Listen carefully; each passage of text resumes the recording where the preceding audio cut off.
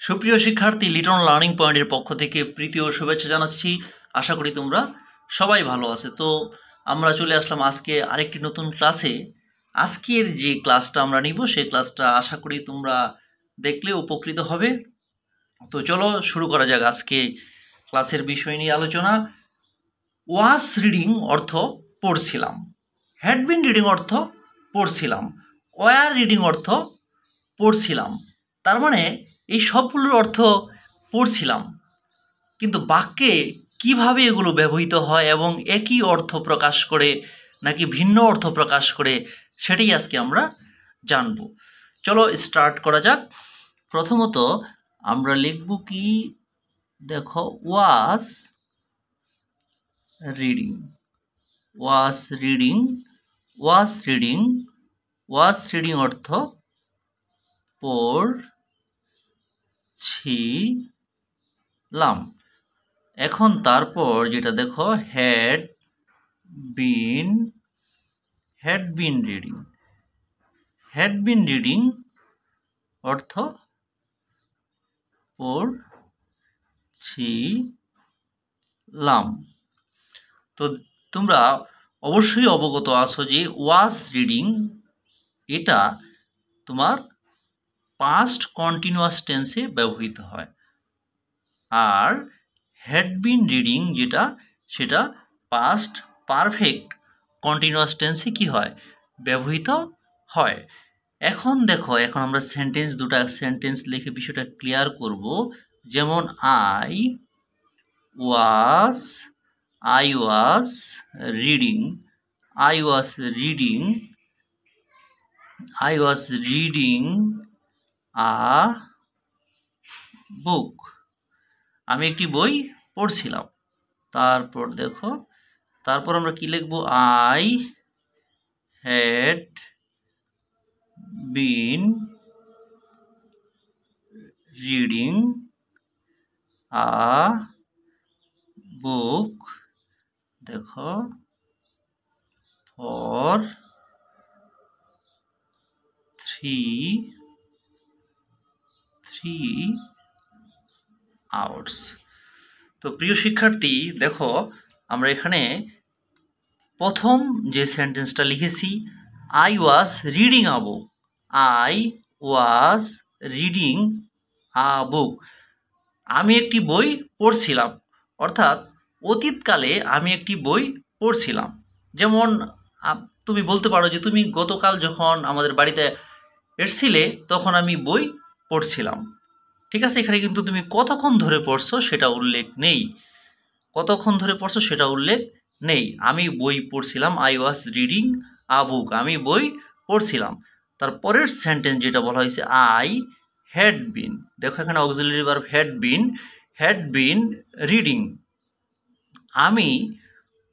I had been reading অর্থ কি, পড়ছিলাম। আমি পড়ছিলাম আ বুক, একটি বই, ফর ধরে 3 আওয়ার্স, 3 ঘন্টা ধরে। ফর অর্থ ধরে, আমরা জানি ফর অর্থ কি, ফর অর্থ হলো কি, ধরে। ফর অর্থ ধরে, 3 ঘন্টা ধরে। 3 ঘন্টা ধরে কি, এখন দেখো 3 ঘন্টা ধরে আমি একটি বই পড়ছিলাম। অর্থাৎ দেখো এখানে যে দুইটা সেন্টেন্স আছে, এই দুইটা সেন্টেন্সই তোমার অতীতকালের ঘটনা। এটা অতীতকালের, এটা অতীতকালে দুইটা কাজই চলছিল। অতীতকালে দুটো কাজই চলছিল। একটা তোমার, একটা যখন তুমি বলবে যে আমি বই পড়ছিলাম, আমি কাজ করছিলাম, তখন তোমার কি আই ওয়াজ দিয়ে হবে।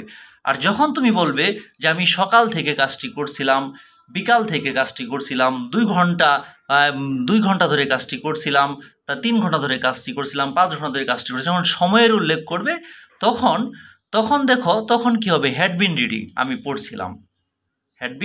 আই হ্যাড বিন রিডিং, আমি পড়ছিলাম। তো দেখো এরকম আরো কিছু সেন্টেন্স আমরা দেখি।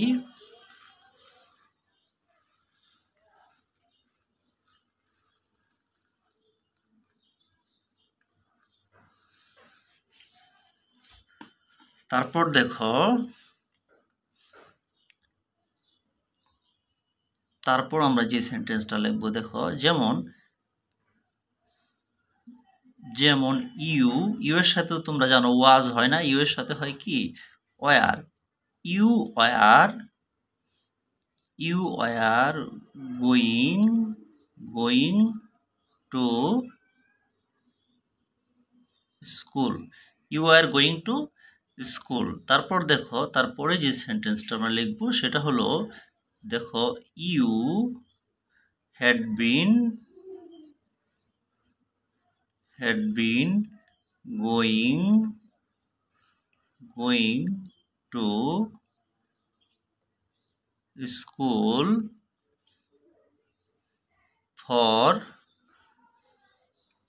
ফর দিয়ে আমরা একটা এক্সাম্পল দিয়েছি। এখন আমরা তাহলে সিন্স দিয়ে দিই, একটা সিন্স দিয়ে দিই, সিন্স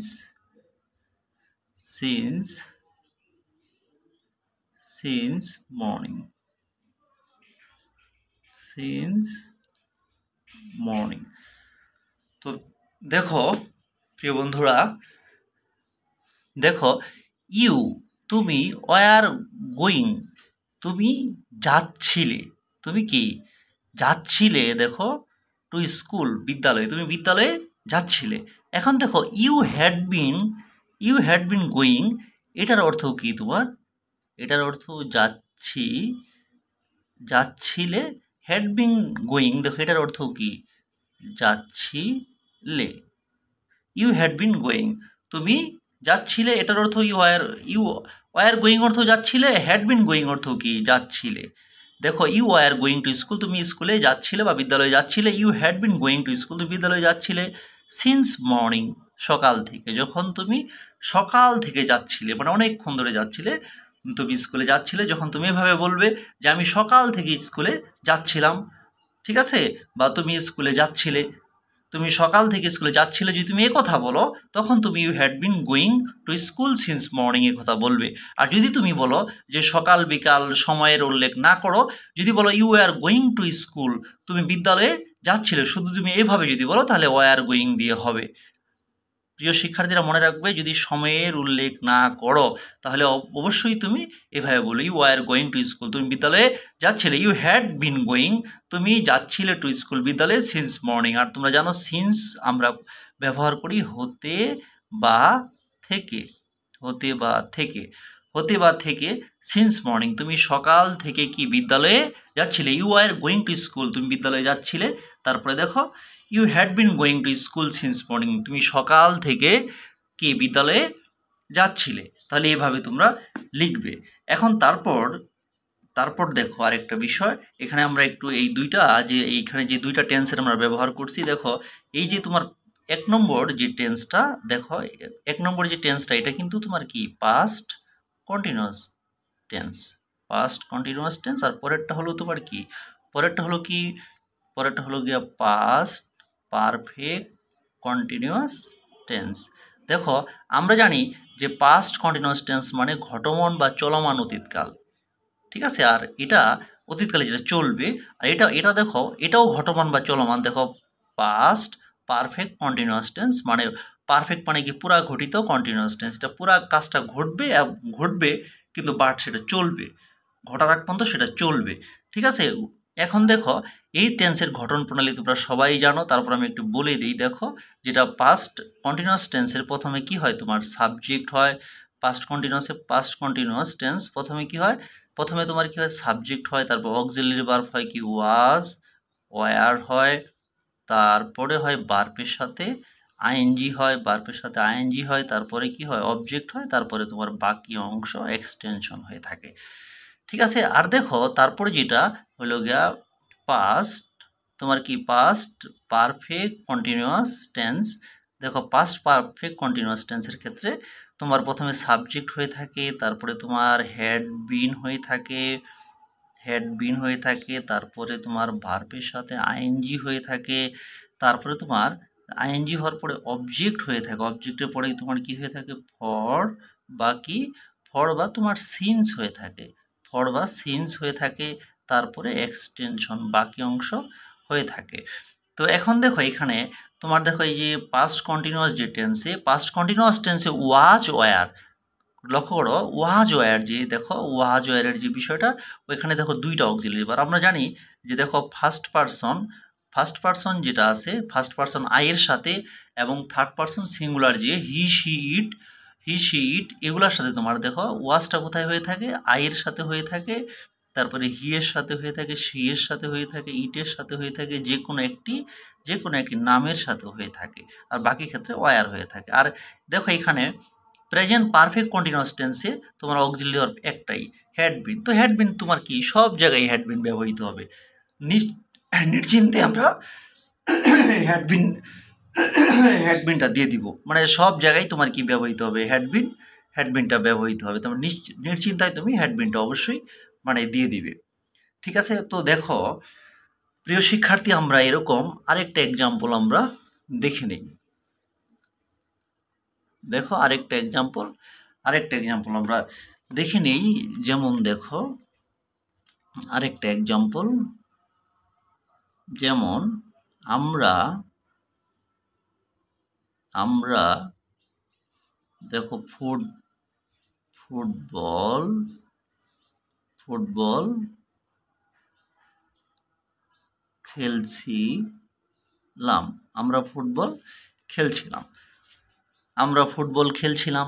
তো এই ক্ষেত্রে আমরা এটাকে কিভাবে, আমরা এটা দেখো এই এটা হলো গিয়ে তোমার সাবজেক্ট, ফুটবলটাকে অবজেক্ট, তারপরে খেলছিলাম, দেখো খেলছিলাম, তারপরে হলো এটা খেলছিলাম যেটা, এটা হলো গিয়ে তোমার কি ভার্ব। তো এটাকে যদি আমরা দেখো আমরা খুব সহজেই করতে পারি। এটা কোন টেন্স, এ তো তোমার কি টেন্স, হলো পাস্ট কন্টিনিউয়াস টেন্স। ঠিক আছে, পাস্ট কন্টিনিউয়াস টেন্স। তো এই ক্ষেত্রে আমরা তাহলে কি লিখতে পারি, দেখো উইর সাথে হবে তোমার, তারপরে ওয়াজ না ওয়ার হবে, উইর সাথে হবে ওয়ার, তারপর দেখো তারপর ওয়ার, খেলা ইংলিশ কি প্লেইং কি ফুটবল, এই ফুটবল। আমরা জানি ভার্বের সাথে এটা কি হয়, প্লে অর্থ খেলা, ফুটবল, তারপর প্লের সাথে কি হবে আইএনজিটা যোগ হয়ে যাবে, উই আর দেখো প্লেইং ফুটবল, আমরা ফুটবল খেলছিলাম। ঠিক আছে, আমরা ফুটবল খেলছিলাম। তারপর দেখো তারপরে এটার আলোকে যদি আমি এটা করে দিই, দেখো তাহলে এটা কি হবে, আমরা 1 ঘন্টা, যদি আমি বলি আমরা 1 ঘন্টা ধরে ফুটবল খেলছিলাম, আমরা বিকাল হতে ফুটবল খেলছিলাম, এটাও বলতে পারো। এখন দেখো উই তাহলে কি হবে, we had been playing football,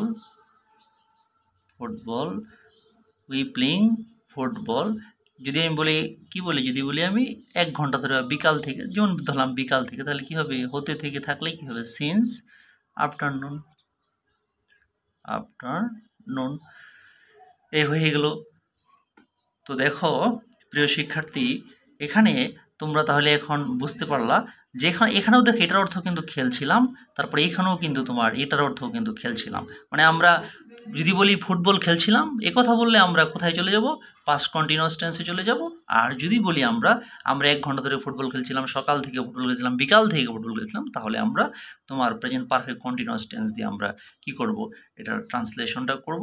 ঠিক আছে, ওই যে নিয়মে সাবজেক্ট হ্যাড বিন, তারপর প্লেইং ফুটবল সিন্স আফটারনুন, এই হয়ে যাবে আর কি। আর একটা মজার বিষয় হলো আরেকটা, যে প্রত্যেকটা কন্টিনিউয়াস টেন্সেই ভার্বের আইএনজি যুক্ত হয়, প্রত্যেকটা কন্টিনিউয়াস টেন্সেই কি ভার্বের আইএনজি যুক্ত হয়, এটা সব সময় তোমরা মনে রাখবে।